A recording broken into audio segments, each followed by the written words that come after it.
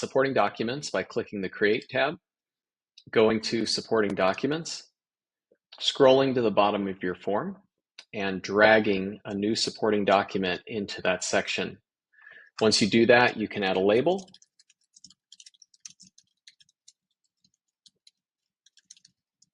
You can choose if this is going to be required or if you want it to be optional, so someone can choose not to make an upload and then move forward. And you can add as many of them as you want. And we'll show you what that looks like here in just a second. Then, if you switch to the PDF tab, this is where we handle your signatures. So just as simply, you'll go to the Create tab. You'll either drop in a signature or an initial, put it where it goes on your form, and you can add more than one location, so you can have your signer sign multiple times. You'll also be able to indicate if this is the primary signer or if this is an additional owner, so that you can have different owners that are signing as a part of the process. And finally, we even add this component of an agent signature, which allows someone on your team to sign or countersign a document as opposed to having the individual there sign. Once you've added those components onto your form, you're ready to see what this looks like live. So I'm going to switch over to our merchant form right now.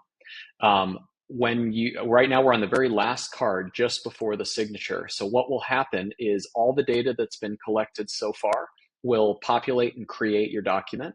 You'll click here, or your customer will click here to agree to sign, and that will open up the form. They can either scroll down and sign, or what most people do is just click the sign button. It will take them right to the first place for them to sign. They'll click there to sign.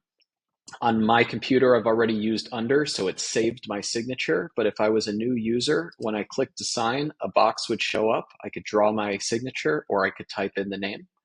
And then I can click Continue. And in this example, there's multiple locations where we're asking a user to sign their document. Once the signatures have been completed, we move on to the next step.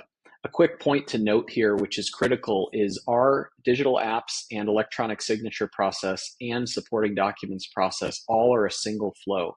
So the user did not have to go back to their email to open up a link to click to open a file to sign it. They're able to do this in one fell swoop, which really helps with conversion. This is an example of what the supporting documents page looks like. And right now I've got two examples of things that can be uploaded. When you're on your mobile phone, this would open up a camera feed that you could just pull from your camera. Or if you're on a desktop, you can either drag a file into this folder, or you can click, open up your browser, and then you can attach it. Once those things are completed, these supporting documents will be stored in your customer record, and you'll also have a copy of your signed document.